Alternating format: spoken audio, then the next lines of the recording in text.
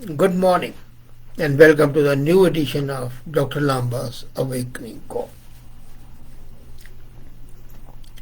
Corruption seems to have become a part of our daily life. It has permeated every sector: political, social, business. And I've heard people say that you cannot live or do anything without indulging in corruption. It's a cancer that's corroding. And if we look at the total corruption figures in the global picture, $13 trillion worth of corruption. $13 trillion is the economy that is affected. And suppose this corruption was not there, these 13 million could be used for benefit of the society, and there would have been no problem at all.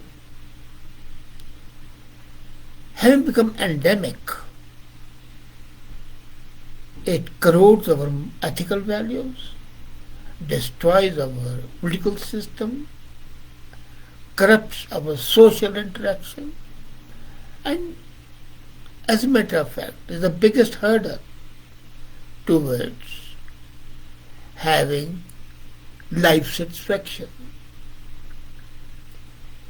As a matter of fact, the person who indulges in corruption, either giving or taking, either in the giving and the receiving end, both are impacted, and then that raises stress medically. So it's not only a social evil, it's not only a financial issue, it's also a medical issue. And it thrives more in the times of crisis. If there's a war, it thrives. If there's a pandemic, it is more intensity than in a normal life. It's criminal. It's immoral. And it's the ultimate betrayal of public trust, especially for the politician and the businessman. When Gandhi said that the businessmen should be trustees of the nation's wealth, he had appropriate ideas because they are the real trustees. Agreed, it's their vision, but their vision alone could not have brought in them that success. And the world now, in the way it's being convulsed by pandemic, has seen how the corruption is destroying the whole life. As a matter of fact, the conspiracy theories and to a great extent the reality shows that the whole scene is in fact corrupted by corruption. It's a virus, worse than the coronavirus, and it's creating new opportunity to exploit the weak. And the result is there's no oversight, there's no transparency, funds are diverted away from the people in their hours of the greatest need. The dead bodies are tossed in the rivers, the counting is not complete, and your sense of humanity is reversed. Imagine, billions of dollars have been mobilized around the world to help those affected by the pandemic. But according to UNO, the significant opportunities for corruption exist, where compliance, oversight, and accountability have been overlooked in exchange for impact rapidly. And yet, imagine, there are wrong ideas, there are myths, and those myths have been created so that the people accept it as a matter of right. The first myth is it has no impact, or it has a very limited impact. If you give a couple of dollars for getting a job done, it's not too bad. Some people call it convenience money. Not at all. Corruption isn't a multi-billion-dollar money laundering. It's not merely that. It's a $13 trillion money laundering. And for many people, it's a part of their daily life. from having to pay bribes to access even public service, to being offered bribe in exchange for votes. And we have seen that in India, we have seen that in Pakistan, and we have seen that in Lebanon, particularly everywhere. The freebies given by the political parties are corruption. But the small scale corruption adds up. For example, in 2008 and 9, 1 year, people in Afghanistan paid $2.5 billion in bribes. $2.5 billion in one country. And that country, not a rich country, but poor country. About 25% of the people in Afghanistan paid at least one bribe to the police officials and local officials during this time. And it was only in 1 year. And that is the report by the United Nations Office of the Drugs and the Crime. Now add this up. And you would see that the constant demand for bribes can push people further into poverty. There was the spate of suicides by the farmers. And it was not because they were poor, but because they were crushed between two rocks. One rock was low returns. The second was the corruption. If they wanted anything, the officials first had to be bribed.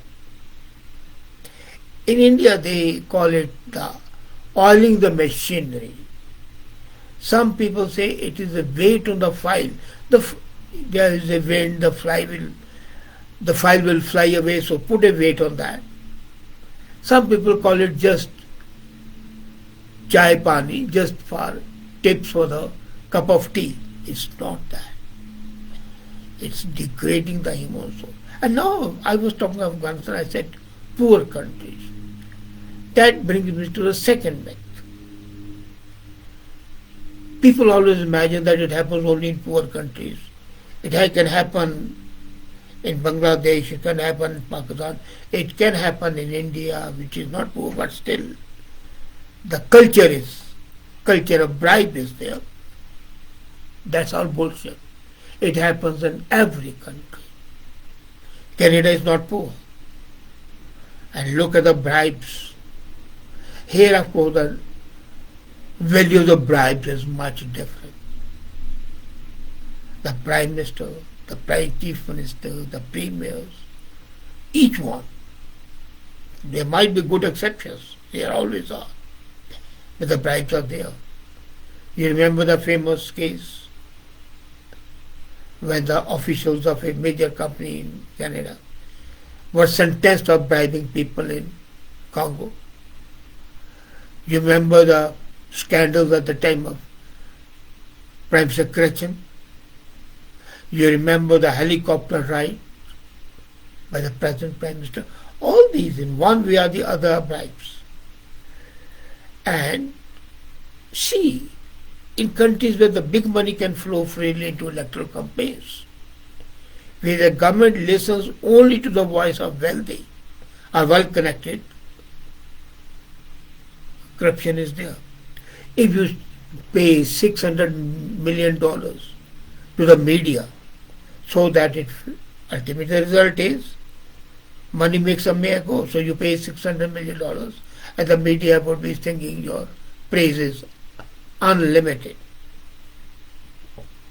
In the Corruption Perception Index of 2019, for example, it uses a scale of 0 to 100.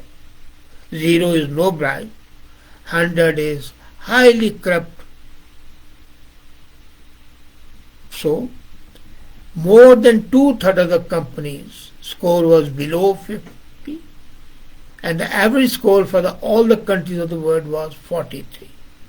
So no country can claim to be squeaky clean. Western Europe and European Union were the highest scoring, that they were the least corrupt, while the sub-Saharan Africa was the lowest, that means the most corrupt. But even the high-scoring developed countries like Canada are not immune to perception. As a matter of fact, some Canadians who are imprisoned, convicted in Libya, and its score has fallen. It has 77 score. Imagine it.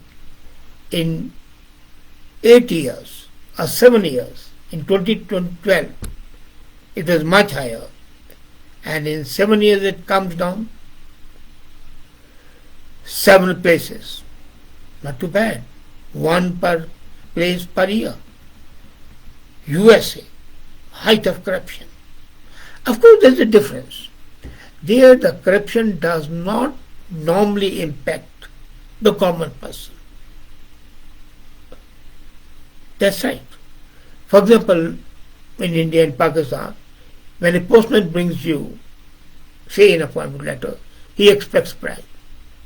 At the time of a festival, they expect a bribe. Not here. So, the shape of bribe might be different, but it's still there. Now, in UK, for example, and they claim that the UK's health system is the best in the world. Pre-endemic fraud, bribery and corruption in the UK's national health system was 1.27 billion per year. So don't say only the poor can have bribes. Every country is affected. It's a real pandemic. And there is no vaccine to prevent it. The third myth, that you can do nothing about corruption. That's the biggest bullshit. You accept it. No. As a matter of fact, you have got to raise awareness, encourage best practices, and slowly and steadily it will go away. I appreciate UN's one action. I normally am very critical of UN. It's a failing organization. It's a deadly. But their recover with integrity campaign is something real good. This recovery with integrity calls for countries to reduce the risk of mismanagement and corruption during the pandemic and bring their national and corruption framework in line with the UN Convention Against Corruption. So it's a positive action. Let's not deny it, and let's give the devil their due, at least a positive action, and let's show. And one thing I loved, World Economic Forum has partnered against corruption initiative. So UN Corruption Against Corruption and the World Economic Forum. So the political and the business combine hand. So this is a leading business voice with a political voice on anti-corruption and in favor of transparency. What we need is that the governments all over the globe have to address the corruption role being, because the big money in the political party financing and undue influence it exerts on our political system has to be avoided. And the fourth myth, so there were 4 myths, there are 4th myth, corruption does not affect inequality. There nothing can be wrong than that. It does affect inequality. It creates more inequality. We have been talking of the pandemic risks, deepening inequalities. Unless you strengthen the frontline defenses of global and money laundering system. Every year from Africa, $15 billion flows out. You know, a country which is already bleeding, and you take $50 billion every year. What will happen to the citizens? And that's why a country like Rwanda, Congo, Niger, great countries. But then, and the resource-rich countries, but then they are poor because $50 billion is flowing, coming out. It's like a person whose blood is continuously leaking. how long would that person survive? So, what it requires? It's funneled abroad with the help of banks, lawyers, accountants, and even the government officials, the politicians, the political leaders. They are encouraging all that without considering how much harmful it can be. And there can be a vicious circle of corruption and inequality. Why? It lacks trust. Corruption not only thrives under the conditions of inequality and low trust, but it leads to more inequality, and thus reduces trust still further. So, to say that it doesn't affect people if somebody has given something, no, it affects in a major way.